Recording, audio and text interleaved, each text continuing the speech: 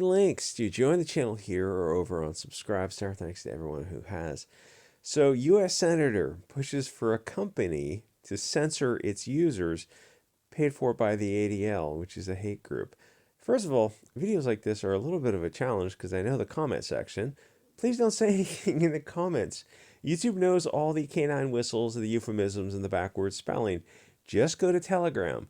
Some of you I have made mods, so if you see three dots next to a comment, you have the option to delete comments that if they glow from orbit and if they will just get the channel removed, then go ahead and delete those comments. It sucks, but it's YouTube. YouTube just nukes small channels. So what happened with this is a U.S. representative of the government is pushing for censorship, like openly. But oddly enough, only against one narrowly tailored viewpoint. She wants to censor some views and not others. So that's a state actor pushing for censorship. Yeah, it's just as crazy as it sounds.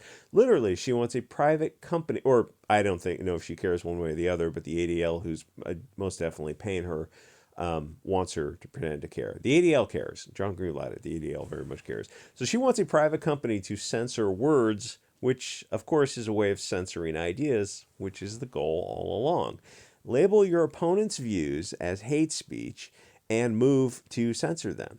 Seems odd that the government would openly advocate censoring speech because that's not what America is all about, but this is this brave new world, America.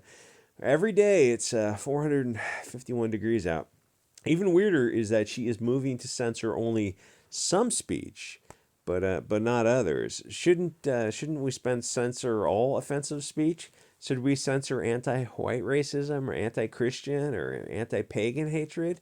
Why do only some groups get protection? Don't say anything in the comments. And why on earth would a government representative, a senator, a state actor advocate censorship?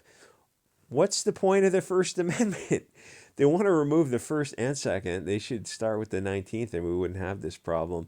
So her advocacy, yeah, it's offensive when I say that, but it's not offensive when they say they want to remove the First, Second, Fourth, Fifth, Sixth, maybe, and 10th Amendment too. They're all federal powers, no state. So her advocacy is clearly for viewpoint discrimination. She labels your speech extreme, or the ADL has their hand so far up her rear that she's just a puppet.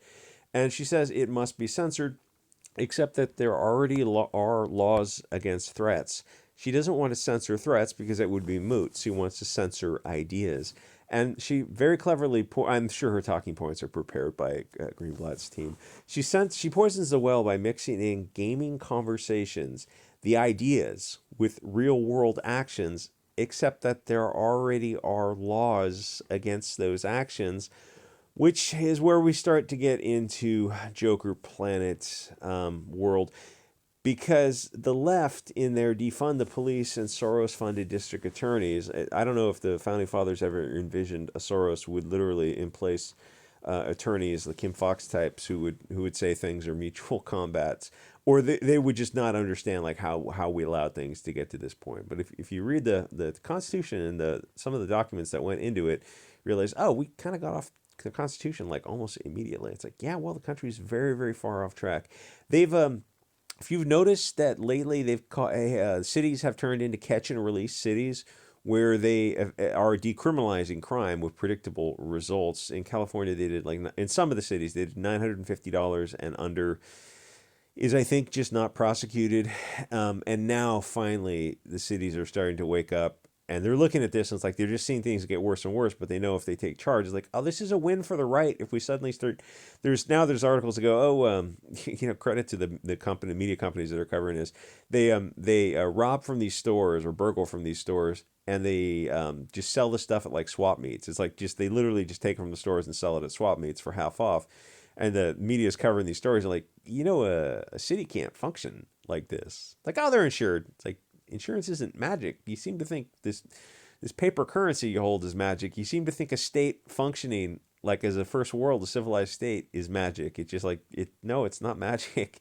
California, it's funny that someone on Twitter or Gab or something was saying like, doesn't it seem like Western leaders are doing things that would invite a revolution. Like somebody's pulling the strings on them to like accelerate things as fast as possible to demoralize and degrade the people so you break their spirit so that they won't revolt. So it's kind of a race against time because these two graphs are competing against each other, a crossover point, where they're trying to break the spirit fast enough and doing other things I can't talk about on YouTube.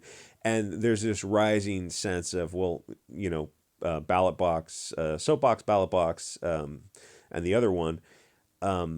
People are quickly realizing, like, oh yes, there are no political solutions for these type of things, and they realize like they're hoping to break the spirit fast enough so people won't rise up and replace their governments, which is absolutely necessary. I don't care. For other countries, of course, a constitutionally protected activity in America only. But, for Europe, it'd be something to encourage. So essentially in American cities, they're encouraging crime, the actual actus reus, the physical action, and they're removing punishment, but they seek to punish the words of non-criminal ideas. The state, yeah, I'm editing on the fly. They're punishing the state of mind. Something isn't adding up here. It seems like they're pulling a red herring across the dog's trail to pull the dogs off the scent of big city crime to focus on gamers saying gamer words online. That's where the ADL is spending their money. There are, on average, or the federal representatives are wasting their time covering this. This is all insane, but it's what you have on a Joker planet. There are on average 2 non-gamers who are departing this mortal coil in Chicago daily, and probably in every other big St. Louis, Detroit, Oakland, whatever.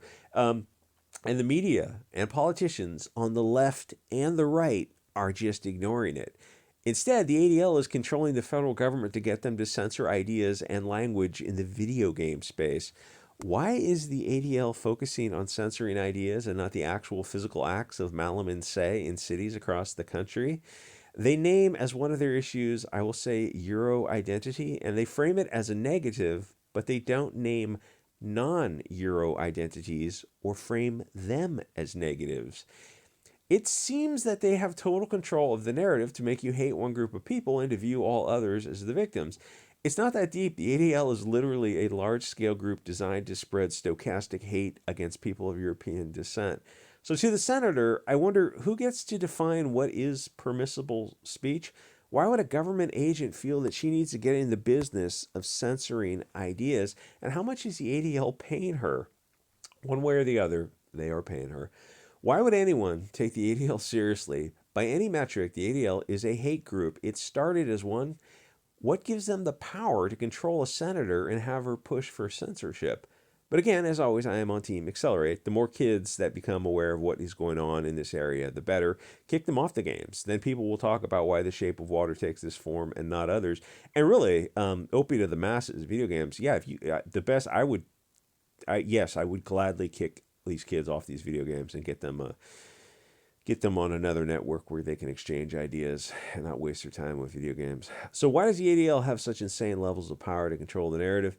They use stochastic terrorism to label anyone they disagree with as extreme or on the way to radicalization, because any criticism is dangerous, radical, extreme, or anything that is a threat to their power.